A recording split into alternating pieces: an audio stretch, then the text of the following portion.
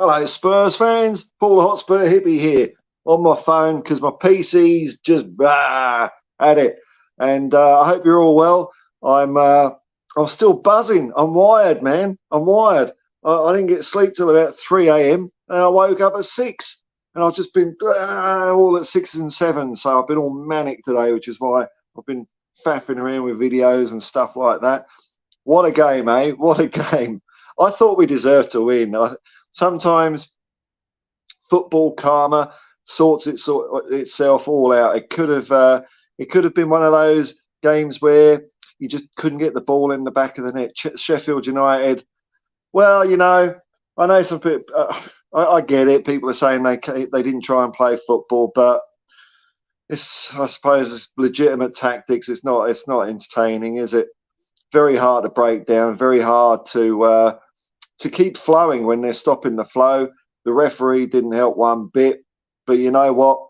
Tottenham Hotspur, by far the greatest football team the world has ever seen, prevailed in the latest comeback in Premier League history, or probably First Division. I don't know. Football didn't start in 1992.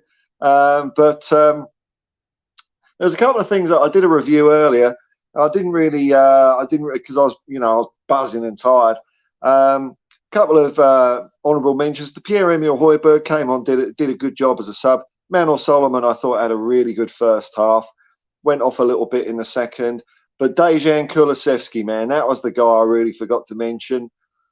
Every time I was looking at the TV, he was running into screen. I mean, how fit is he? He's a monster. He's a monster. He's getting back to the Kulu we know now. A fine finish from a Richarlison assist. I hate that word. Richarlison set up a goal for him. Fantastic. It was amazing. Richarlison, a bit of redemption, perhaps. Maybe that'll open the floodgates a little bit for him. But I love the way when he scored. Despite all that, hasn't scored for a bit. I'm sure he was dying to celebrate, but he put the team before himself, which I thought was fantastic. Straight back to the centre circle, kept it dignified. We ain't Arsenal, man, celebrating a draw at Crystal Palace. We're bloody Tottenham Hotspur. And we're going to take it to those son of a goons down the road next week. So I'll have a quick look at the chat. And what I'll do is I'll put the link in a second. I'll just say hello to people. If you want to come on and chat Spurs, that's good. If I get a few on, I won't be able to do many at the same time because I'm doing it on my phone. And I don't like doing loads of people anyway. So it might be an orderly queue. We might see how we go. Maybe no one will want to come on anyway. But let's say hello to people here. Shamu van der Voo, that Sheffield United keeper. I mean, he did some good saves as well, to be fair. But, yeah. Well, that's what happens. That's what happens when you try and be too smart in football. Football comes and bites you in the arse. So unlucky. What was his name? I've forgotten. Rob Ellington or something. Forgotten his name. Tom 81, morning, man. Nice to see you. Nice to have you here.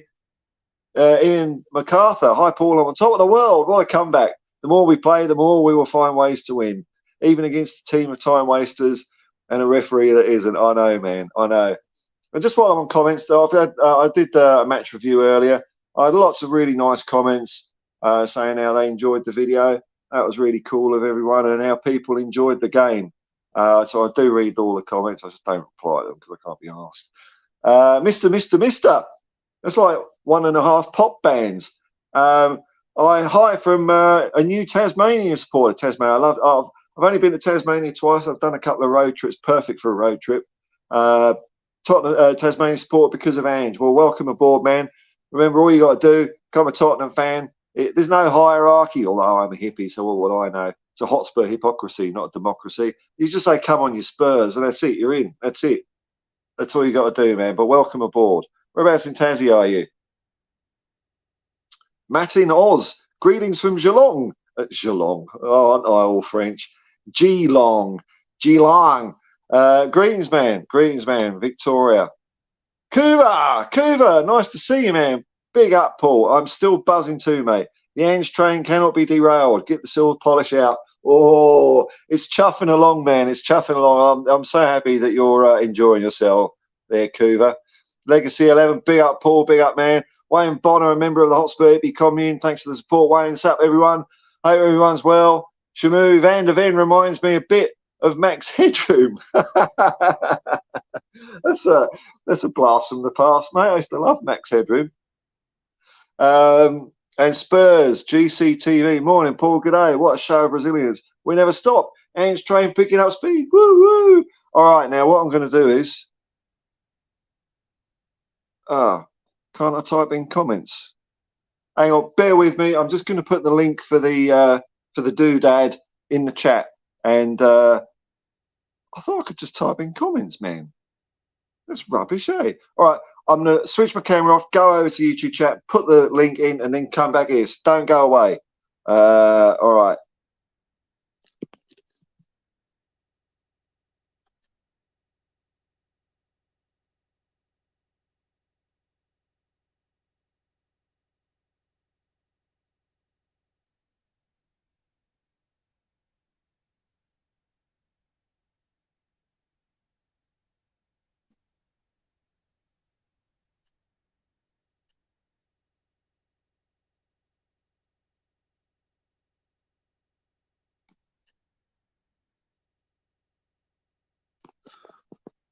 Oh God, that was a trial. All right, I'm back. So there's a link in there. Now I don't. Is it gonna show me if people are coming in? Or oh God, hopefully you'll pop up. Hopefully you'll pop up at the bottom if you want to come in. It's a phone, man. It's a phone. Rubbish. I was trying to do a bit of video editing on my PC and it was really struggling. So I thought I'd play it nice and safe. Unlike Tottenham Hotspur. And you know what? I loved it, man. I loved it. The old-fashioned take off a defender to bring on a midfielder, to change the structure. Instead of always, we're 1-0 down against AC Milan. Let's bring on Davis and Sanchez. That'll turn things around, won't it? Will it, heckers like? Tom81, keep watching the clips and get goosebumps every time. It's been a while feeling like that. Ange, what a bloke, mate. You know, me sitting over here in Australia, I don't know what it's like over there, but I'm getting the same vibes I used to get when I used to go and watch matches now. It's been a hell of a long time, But I'm feeling excited. I'm looking forward to every game. Every game, when I become a YouTube billionaire, however you do that, millionaire, I do want to come over. My winters are drawing short, but hopefully I'll get back there and have a look at the stadium and watch the guys play sometime. Hobart, okay. I'm loving the whole thing. First Premier League team I've supported. Love your commentary. Oh, thanks, man. Thank you very much. Well, there's a lot of excitement. You've joined at a very good time, man. Very good time. Hit the bar. Morning, Paul. Went to the game yesterday. Never seen the stadium rock like that. It was amazing, and it's all thanks to Big Ange. I think they're going to shake the place down, aren't they? I watched a couple of videos. Chris Cowling did one. I saw Ben and Sim, or Ben was at the game, did a video afterwards, and they just wouldn't. I think at one point they said, you might be able to hear the fans in the background. You couldn't hear them talk. They were so loud. They're going to shake the place down. Maybe shake the whole place down and rebuild White Hart Lane. Who knows? Who knows? I'll just check if anyone's coming in or not. No one's in. No one's coming in. Oh, well, you don't have to come in. I'll just see if I can entertain you with the chat if you want. But I felt like talking Spurs to people. But chat will do, man. Thanks for watching. Matt in Oz, class interview on the Spurs website with Ange when asked if fans dreaming too high. Oh, yes, man. I loved it. Loved it. He responds, let them dream. And and we then have to try and live up to that. I thought that was beautiful, man. The way he said it, he says, let them go, man. Let them go. Because that's the thing. That's the thing. It's all well. You have to keep your expectations in check if you're a manager or if you're a player. Just turn that light there. Or a player. But I'm a fan. I'm over the other side of the world. I can get as excited as I want. It won't affect the team performance. And for me, it's the double's still on. The treble, if you include the Tiger Cup, that beautifully gold-coloured spray-painted cup we won in Singapore against Singapore McDonald's.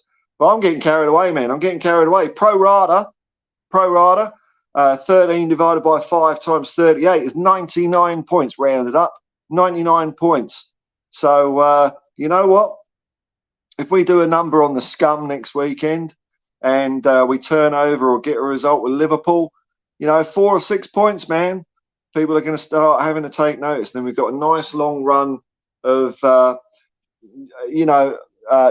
teams outside the top teams until we face Manchester City in December, beginning of December, and I'm including Chelsea in that run of mediocre teams as well because they're crap. So it's good to see them fall. Who are they playing? I know Arsenal are playing.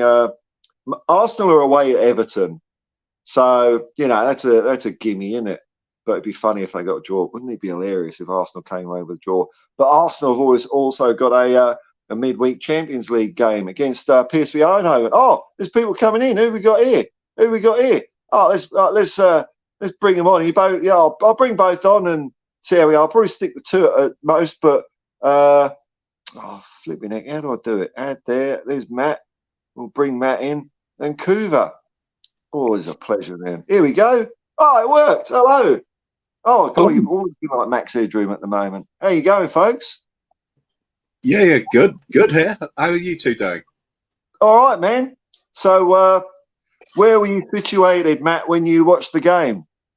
Me? I was on this very... Can you hear me all right? I've put my headset on. Yeah, it's cool, man.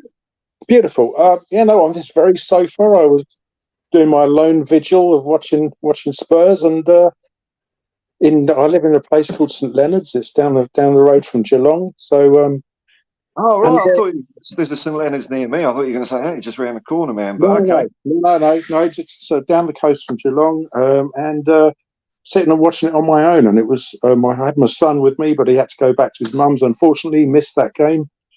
But yeah, that was just amazing, wasn't it? I mean, I was hanging in there, and I kind of had this gut feeling that we were going to somehow at least equalise. Yeah. And then to get the win was just so great. What I loved was the way they kept going till the end, and that's a new thing. That's an Ange thing, I reckon. Oh, definitely, man, definitely. Oh, well, it's a new face. Good to have you around, Matt. Kuva, you've shaken off the cobwebs of last year, and you're all raring to go this year now, are you? I've always said it. Just give me some football worth watching, and I am all in on it. It's not hard, is it, man? No, just enjoying stuff, mate. It's I back the team all day long if they're giving it a go, and you don't get. There's no better manager for that than Ange, is there? It's like to the dying seconds. That this is the funny bit for me is like. I was expecting the equaliser. I really was. I had full belief in we're going to do it. But then as soon as we got it, I thought, you know what? I think we're going to get a winner as well. Then not only is that crazy, but when we got the second, I thought, let's get a third. I really like that. Just like it's this constant, relentless battering of the opposition. People are saying, oh, yeah, well, most of the shots were going straight at the goalkeeper. And I'm thinking, it doesn't matter. I remember, even though he played for the wrong team, there was something Thierry Henry said a long time back, and that's that you get the ball, just make sure you just keep hitting the target. Just keep hitting the target. As long as you do that, the goals are going to come.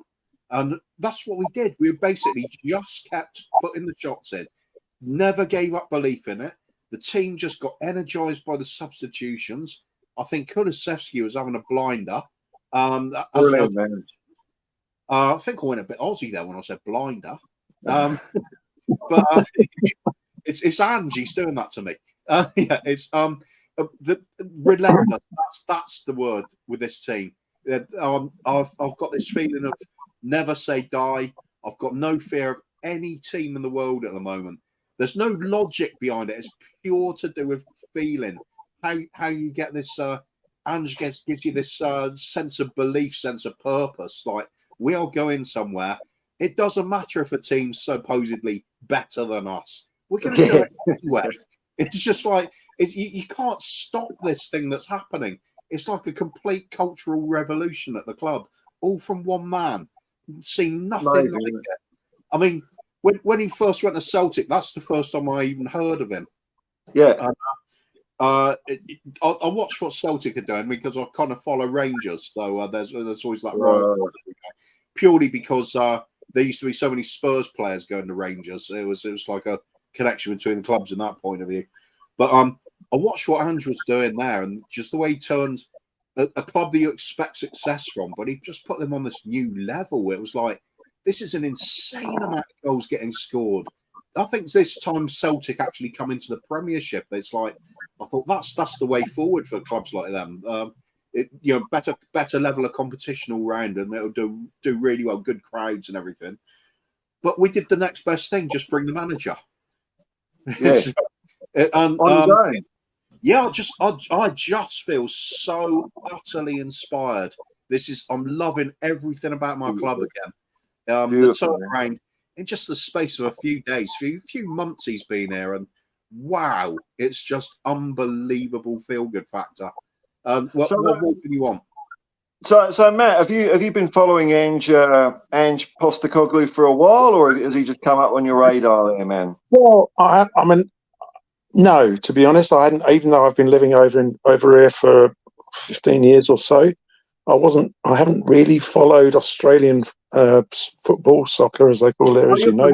So I can't tell. I've been in Essex originally, but I've been living over in various bits of Melbourne for the last 15 years or so. So I tried watching Melbourne victory once and didn't really do it for me. So I'm kind of long distance EPL supporter, and I hadn't really heard of Ange until when I started hearing the rumours though about him possibly, when he was like, his name was kind of popping up in the, in all the kind of internet journalism that you end up I don't know about you guys, but I'm terrible at it during transfer window and stuff. I can't stop myself. It's like Tottenham Tourette's. You keep looking at, or even though it's the same garbage being constantly recycled, but his name pops up in there.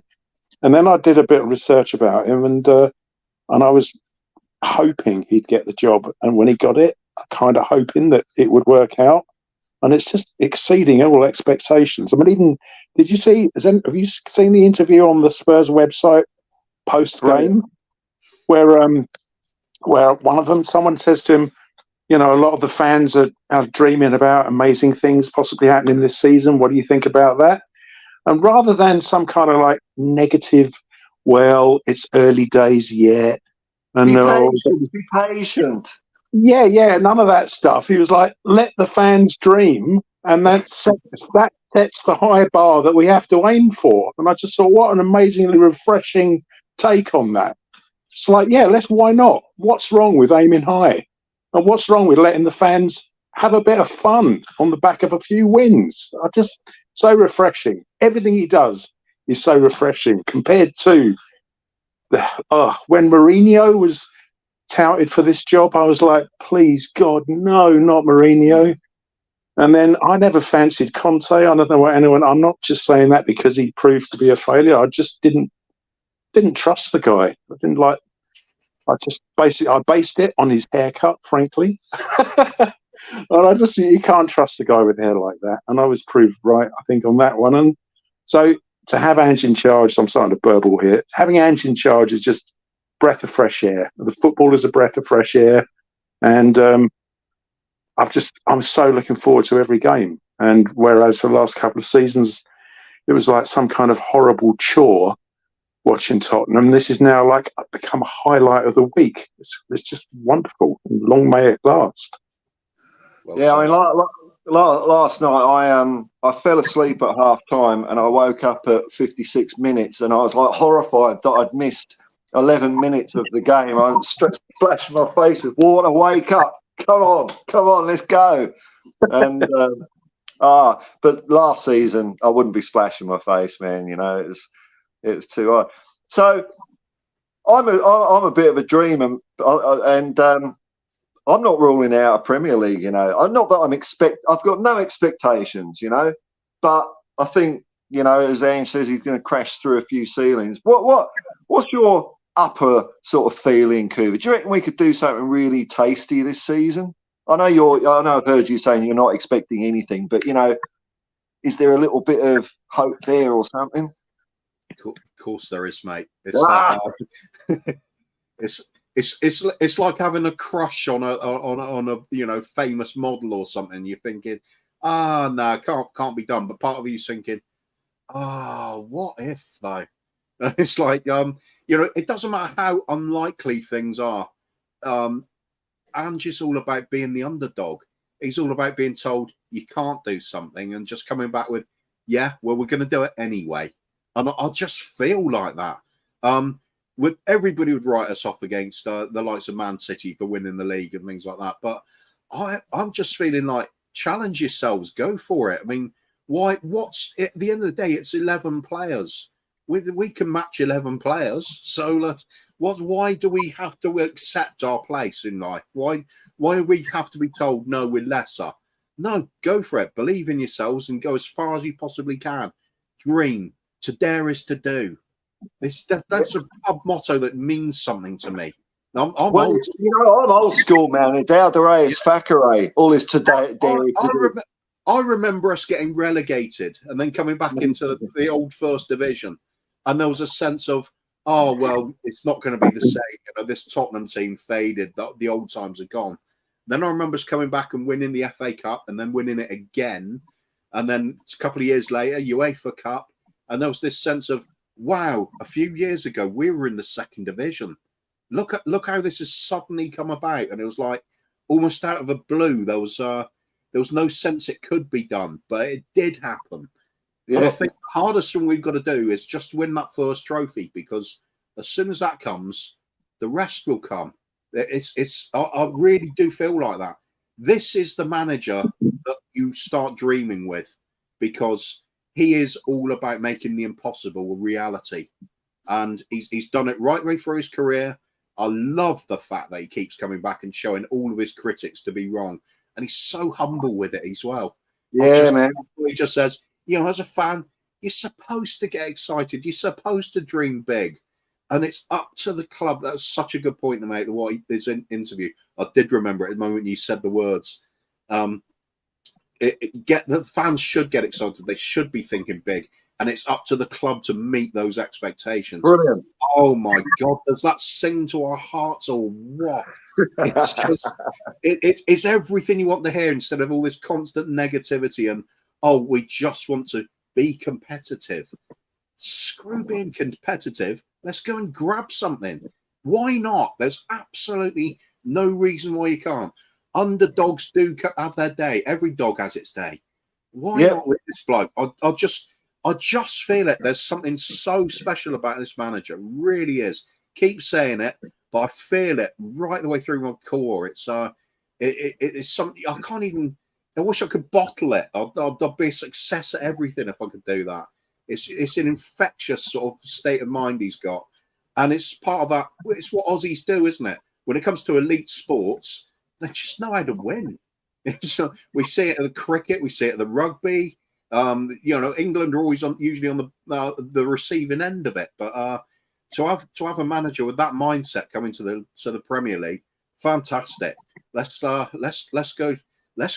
embrace it. Let's go and embrace some of that Aussie drive and determination and just that knack for getting that done. Well, it's as when because I've been following Ange for a while, but it was when he got the Celtic crowd going, just at the time where we were starting to endure horrible football. Because I watched every Celtic game, and I was having much more fun watching them. And every time I watched that atmosphere, the togetherness, the style of play, my eyes were just getting greener than their hoops, And I just thought, it's just a dream, If only we could have bloody Ange at Tottenham, and then dreams come true. Now, Matt, got Warrior Without Mastery. He's excited about Brennan Johnson. What do you reckon of his little cameo? I reckon he looked pretty sharp. I thought he looked super sharp, and the way he just took that and the cool finish. No, I'm very excited about. I'm very much looking forward to watching him. It's a bit of a selection conundrum, isn't it? Really, because Kulu's been so on form. Although I think I heard in. I mean, I listen to like every podcast going. I've become a bit of a Spurs junkie lately, and I think on somewhere in all that information, I think I heard that Kulu's covered the most mileage out of, or the kilometerage out of all the players in the Prem. Did I hear that, or did I dream that? Yeah, I think so. Well, I think that's obviously part of Ange's thing. He's obviously been told. Kulu's been told to run around and cover all that distance. So I suppose even though we've only got one game a week, the fact that he can perhaps look to play them both in every game, so that they get them to run around like crazy, but not burn either of them out, then that could be really exciting. Because if once the opposition have suffered either Kulu or him for half an hour or 45 minutes or whatever, and then the other one comes on, it'd be like, oh God, a fresh one. So that could be a really good weapon. So I think that's a great purchase. He ticks the England. He's a local player, so it ticks that box. A very shrewd signing. The much maligned Levy and co, who have been in charge of the recent purchases, etc. I think they've done all right. Myself, I don't think they've done much wrong. And now that COVID's over, and now that the stadium again much maligned with all of the subsidiary stuff like the football and the go-kart track and everything, but now those revenue streams are going to start to pour money. If they carry on with the more recent trend of shrewd purchases of young players, then and buying in the odd like established player as well, then we will hopefully have the kit, the equipment to keep going on a Ange trajectory. So I'm very excited about it all. All right, I've just got a super chat here from Adrian. Thanks, man, because I forgot to switch on the YouTube gimme money switch. So that $2, which is about 5 million Australian dollars, has covered that. So thanks, Adrian. Haven't got a jersey since Hewlett Packard V-neck. Now I want one. I was thinking that this morning, man, as well. I'm thinking, like, I don't like giving money to this lot, but I want a bloody Spurs top now, really too. It's like, because I'm hoping there's going to be a few more wandering around Sydney, you know. Well, I was in. So this is one for the. So I was in. When was I? I was in Target the other day, and so for anyone in the UK, that's a kind of. I think I don't know what's the equivalent. What's the UK equivalent of Target? It's Woolworths before it went bust, maybe. Yeah, I suppose. it's a kind of cheap shop that sells everything, a bit like Primark maybe, but Primark that sells kitchen stuff as well. Anyway, and to my disgust, they had some Arsenal and some Man City tops in there, and I was thinking, and I had a look on the rack, thinking, now Ange is here. I wonder if they're starting to stock Tottenham stuff, but not yet. But we hope. So then you'll be able to buy some Tottenham merch that isn't knockoff, but also isn't like $1 million. So that's something to look forward to. Be nice to have enough money in that situation where you can just buy all of those other shirts, take them outside, throw them in a muddy puddle, and go and replace them with some Spurs ones. Yeah. Well, I'm hoping to see some more Spurs kits around the place, because there's not many around Sydney. It's all Man United and Man City and even Arsenal. You know, I'm an Uber driver. I mean, I pick the odd Arsenal fan up. I won't drop them off anywhere near a school or anything like that. But you know, it'd be nice to get some more Tottenham fans. So, what did you make of Richarlison last night, Coover? What an introduction! He just looks like a different player straight away, doesn't he? Oh, he's changed, doesn't it? Yeah, the confidence was there even before he got the goal. He was a pen. Yeah. Just a physical presence in the box, isn't he? That we were lacking that. As great a player as Sonny is, he's a finesse player. He's not a scrapper. He's not somebody that puts his head in where it hurts. Richarlison does do that part of the game. It's like an ugly side to the game, but sometimes you need that just to mix it up a bit. And how can you argue the way he took the goal and then the setup as well for the second? When talking about it last night, a few weeks back, just even a couple of weeks ago, if Richarlison had that chance to tee up Kulusevski 2 weeks ago, he might have mishit it or overhit it, and it would have been a chance wasted. But it was just this nice, relaxed, perfectly rolled into his path at the right pace. It's just little touches like that that make you think, there we go. He's got his focus again already. It was a surprise to most of us, wasn't it, that he was on the bench to start with. We thought he was going to be missing for a few weeks, but I think it's just little tweaks sometimes that's needed with players just to get them on the right track. I think Ange is helping him there. The way he supported him so verbally in public as well, I think was fantastic. It's just an acceptance of where things are, and the fact he had the confidence and the belief in the player as well to just put him on the bench. You knew he is ready to come on. It worried us seeing Eric Dyer as well, but I mean, if the manager's put him on the bench, he's obviously okay for him to come on, isn't he? So he must be seeing something we're not. But I'm just anything he decides to do at the moment, I'm cool with, because I'm fixated on this long-term plan. I'm looking 2-3 years down the road with this change in how we're doing signings. I think the old days of constantly calling out for Bastonis and players like that, forget that. We're doing well in this market with Van der Vens and the Doggies and those sort of players. Just that tier down, but they're really exceptional prospects for the future generation.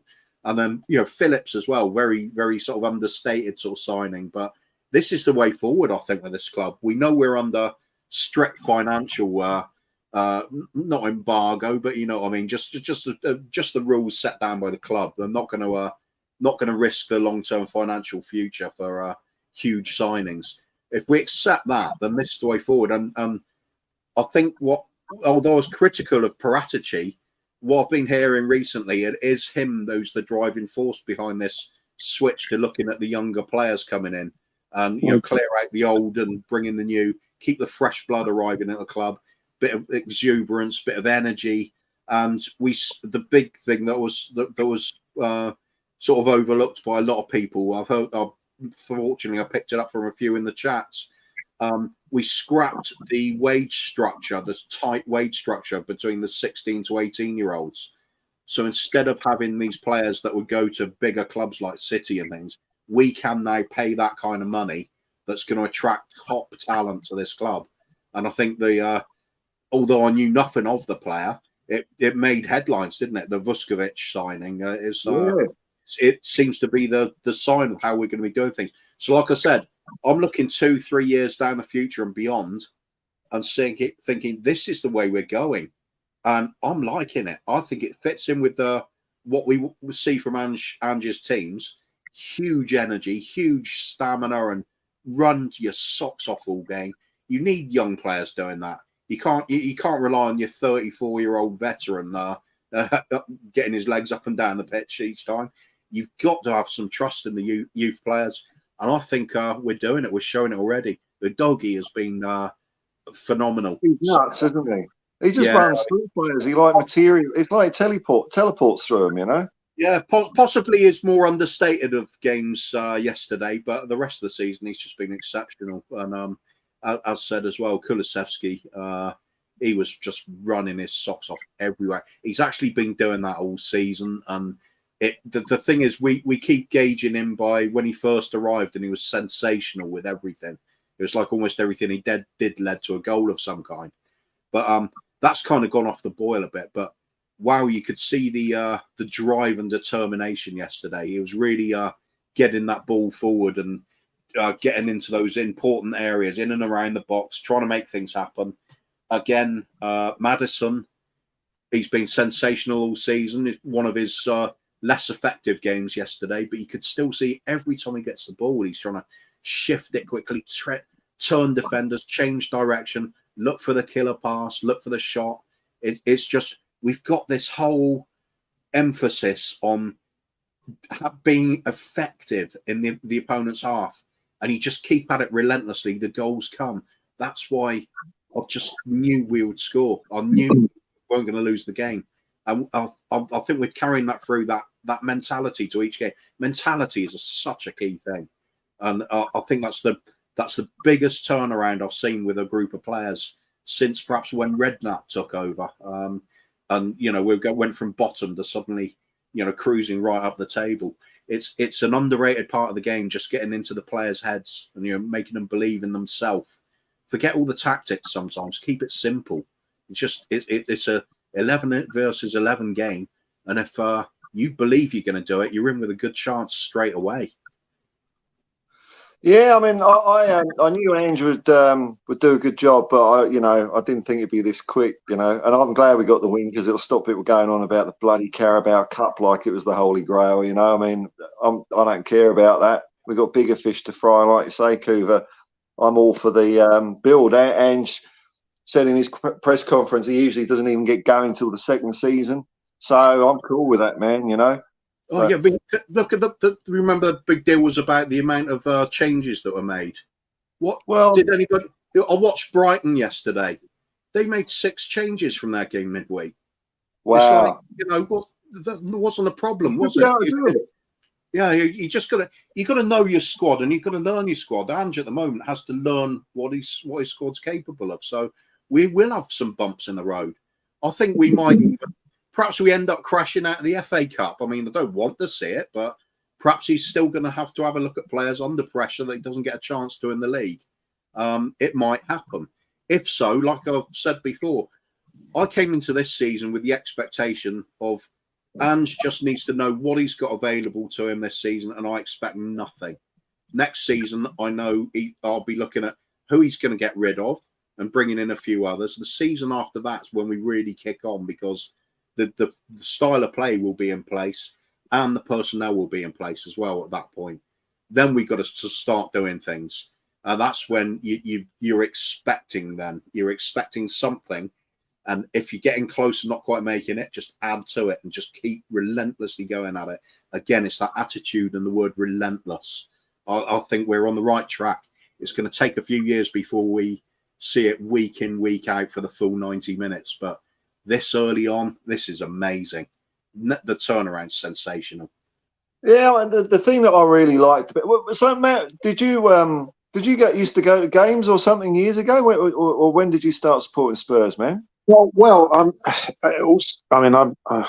getting on for 60 years old, so my dad stuck a Jimmy Greaves poster up on my bedroom wall when I was at school. So that was a done deal. But we didn't really go because my dad was a barber, so Saturday was like his big day of the week for earning money. So I didn't have that father-son go to the game thing going on. So we used to watch whatever used to be available back in the day on Match of the Day, etc. I think Coover mentioned that the relegation season. I do remember us being down. Wasn't that when we were down? Wasn't that the season we beat Bristol City or Bristol Rovers, one of the two, 9-0, wasn't it? Yeah. Colin Lee. Was it Colin Lee scored 4 goals and that was the only thing he ever did? Right. I remember watching that game with my dad. It's literally the only memory I have from that season. Just so many goals, yeah. And then my dad managed to he got us tickets and we went up on the coach to see Ozzy and Ricky's debut at White Hart Lane. That was the first time I ever went to White Hart Lane for the ticker tape reception for the Argentinian contingent. And if I remember rightly, we got humped by Aston Villa. Thank you very much. Andy Gray, I seem to remember, had a really good game, scored a couple. Anyway, so there we go. First time I went to the Lane, massive letdown. So that set me in good stead for. So I've just been one of those mainly a TV watcher. I've seen them a few times live. I saw them not that long ago, a few years ago now when they came over and we went to Sydney and saw them play. I think there was a fairly new Harry Kane. Did you see that one, Paul, when they were over in Sydney? No, that was a while ago, I think, wasn't it? But I missed out on that one. Yeah, So I think my son, who's 14 now, that's about 10 years ago, give or take. So I saw him then, but unfortunately, no, I can't regale anyone with tales of all those times I went to White Hart Lane. Well, the reason I ask is because we're sort of all the similar vintages then. Because what I really liked about this performance last night or this morning or whatever, the world's round, I don't know time zones, but was that kind of dirty, interrupting team.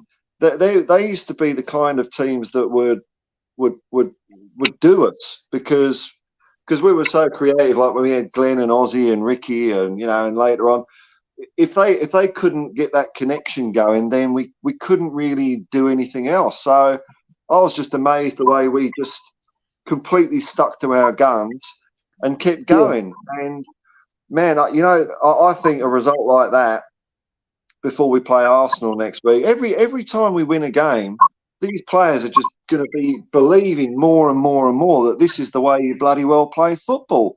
And so even if you're 2-0 down in the 90th minute, you're still just, there's no alternative. You've got to do it. You've got to do it. It's that kind of grit that I've not seen. This is I'm sure if I was over there and maybe a few months time, this is just giving me the same buzz as the 80s. I'm just getting that bloody vibe. It's what do you two reckon? I don't know. No, I mean I remember when Terry Venables was the manager, we played that. And he did the same thing for England. Like football that's good to watch, attacking football, marvelous. So there's something I noticed yesterday, whenever, was the amount of passes that there were quite a lot of people making passes to where they thought another player was going to be. Yeah, and they just weren't. They just were, they weren't on the same wavelength, and that's only going to get better the more time they spend on the training ground. So they weren't over under hit passes. They were two places where they thought that person was going to run into, and that's all going to get a lot slicker. So it's only going to get better from here. So, and it's already so good.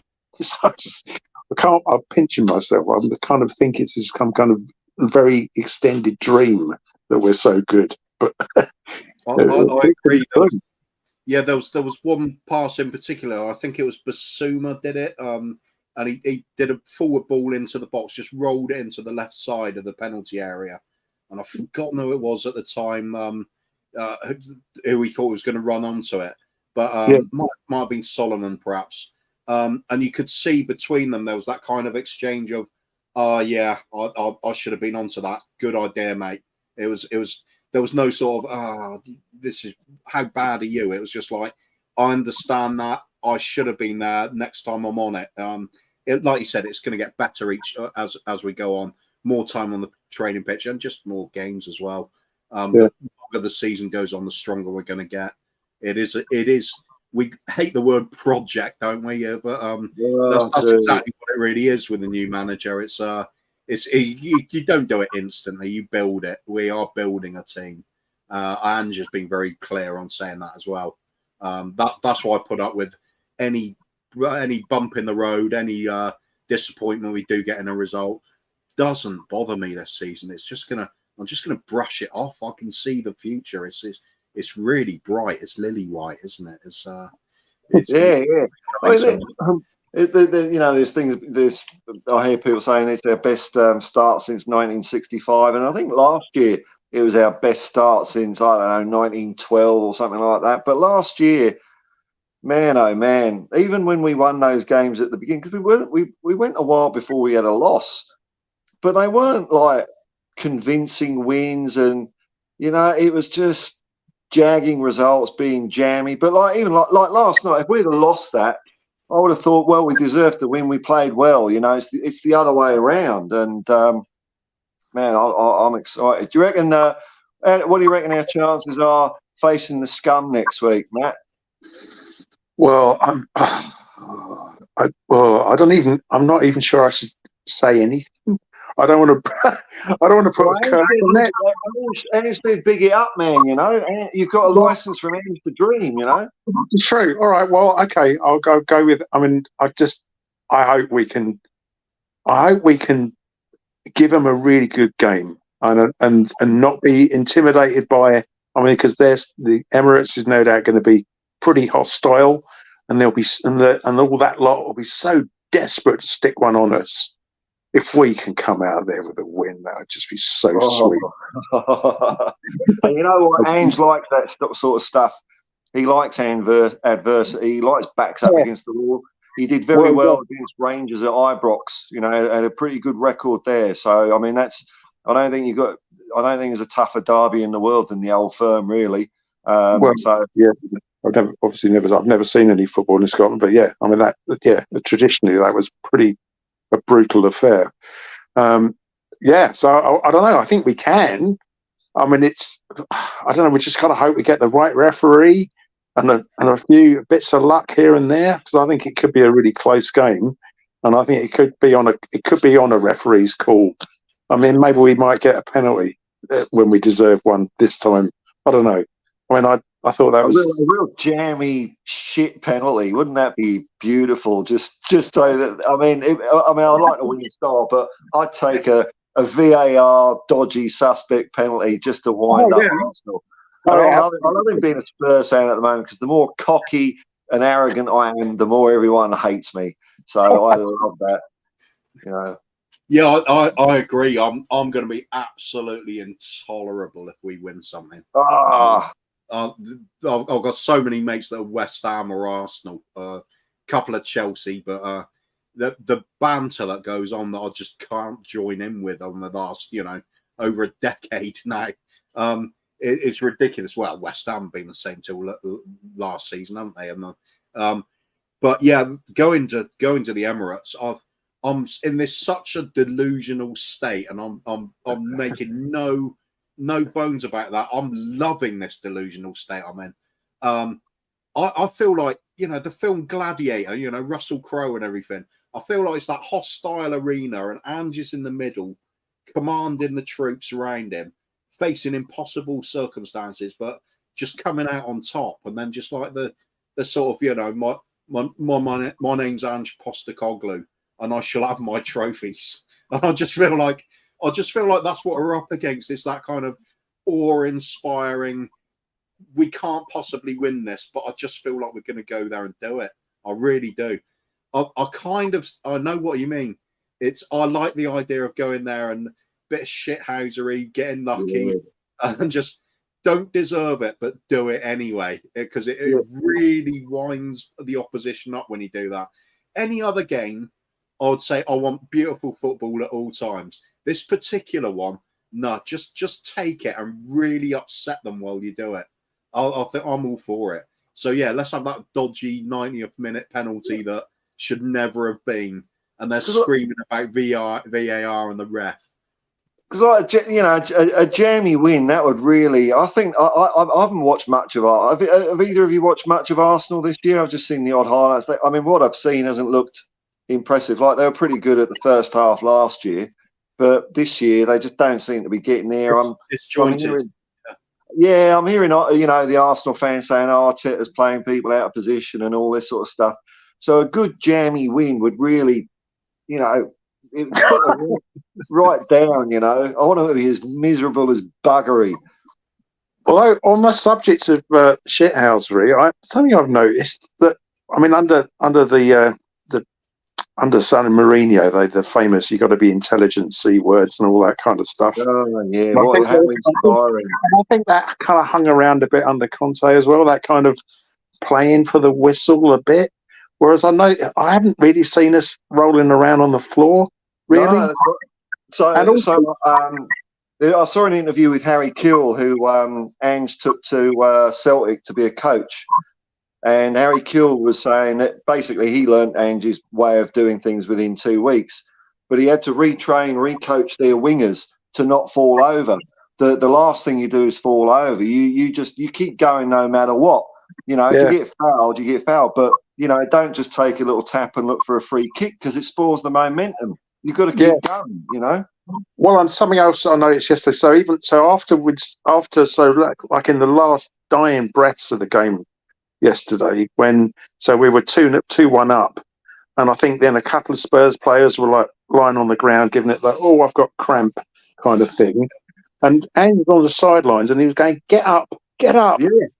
And it wasn't, and it was like, "Get up and get on with it." Even though it would have been tactically shrewd to just kill that last minute of extra time, he was still like, "Get up and get on with it." Which, I sound like a needle stuck in the record. It's yet another marvelous thing about Ange.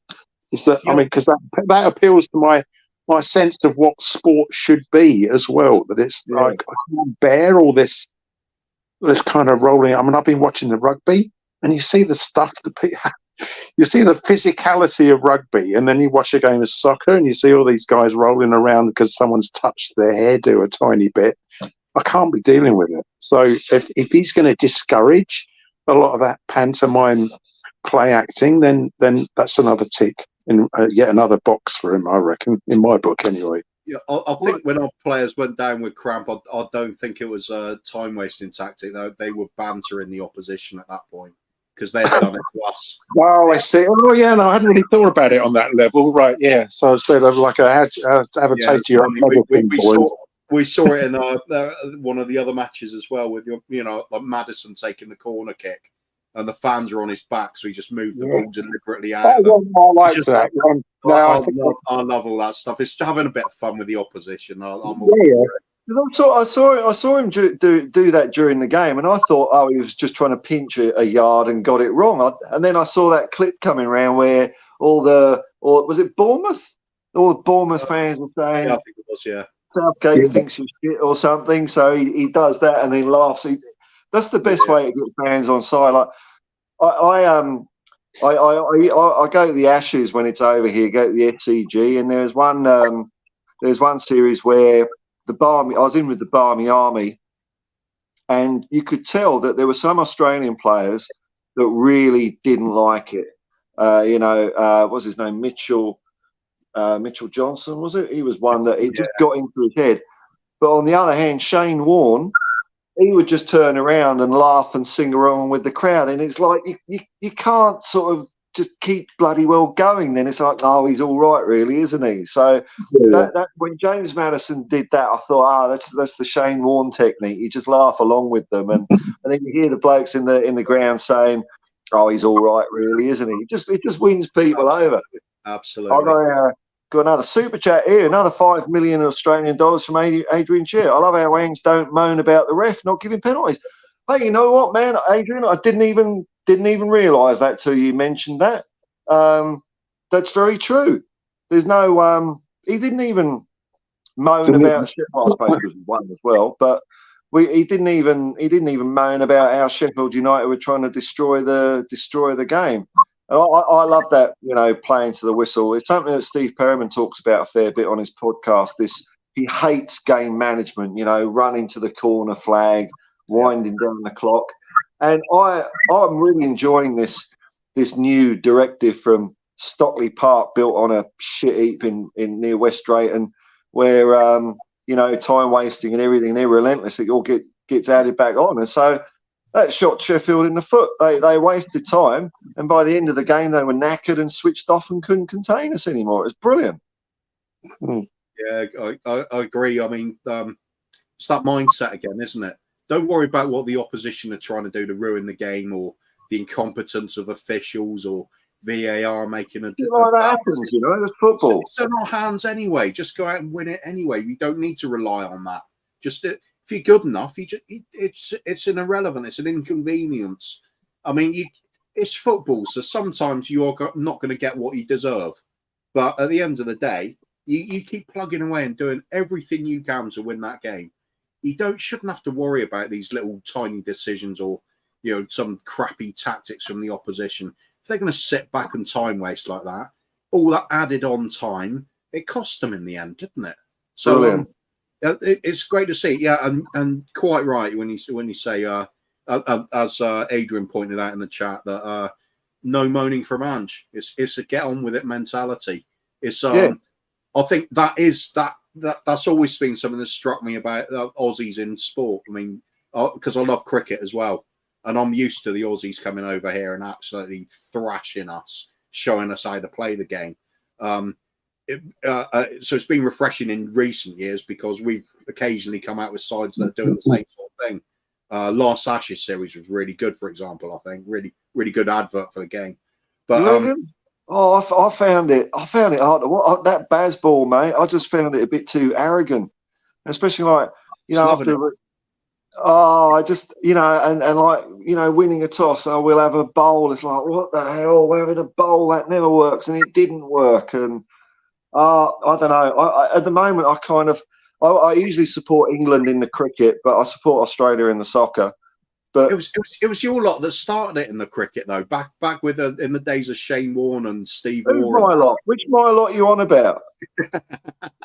Well, no, England. No, England have burned into my brain because of the amount of times we lost the Ashes when I was like, growing up, and I remember Botham and then Gower and Gatting, and then it was just shit for like 20 years, or it was horrible. But I always support England, but I just thought the last Ashes day, I hated both teams because I hate David Warner and Steve Smith in Australia, and the England team. I just thought, no, you don't just throw your bat away just because you think you can play. You got to have a little bit of Jeff Boycott in you from time to time.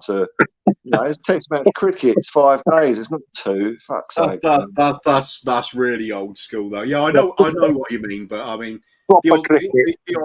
the Aussies did elevate the game. It was all about scoring runs quickly, and they were getting victory after victory doing it, and everybody saw that. It's transformed the game.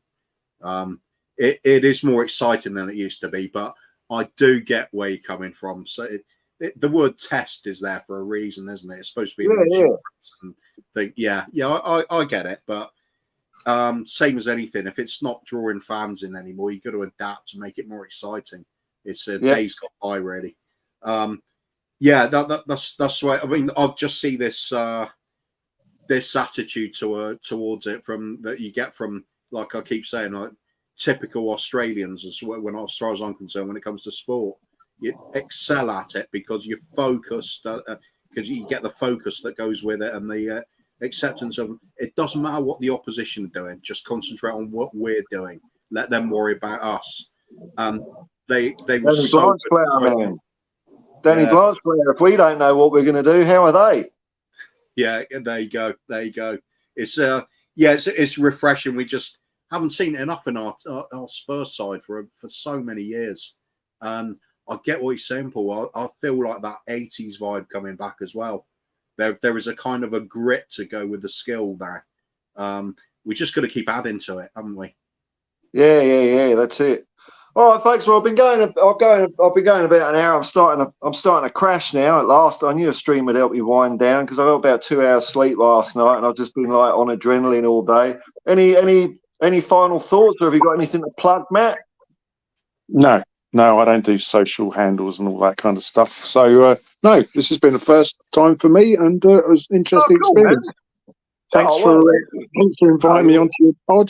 I picked you up. I've been watching the Irish Hotspur, and you keep popping up on there. So then I've started subscribing to your YouTube content as well. So no, thanks for having me on. No, cheers, man. Anytime. I don't do these often, but if you catch me, you're always welcome. Coover, you got loads of shit to plug. You're just an internet whore these days, aren't you? Just flick on somewhere Spurs YouTube. I'm probably on it. All right, folks. Well, we've got a few more days to regroup before we face Arsenal. Thanks for everyone who's watching. Thanks for people in the chat. Thanks for the super chats, Adrian. Much appreciated, because I forgot to tell YouTube to give me money for this stream, which is only like 50 cents anyway. So until next time, folks, peace and love, man, and come on, you Spurs. Come on, you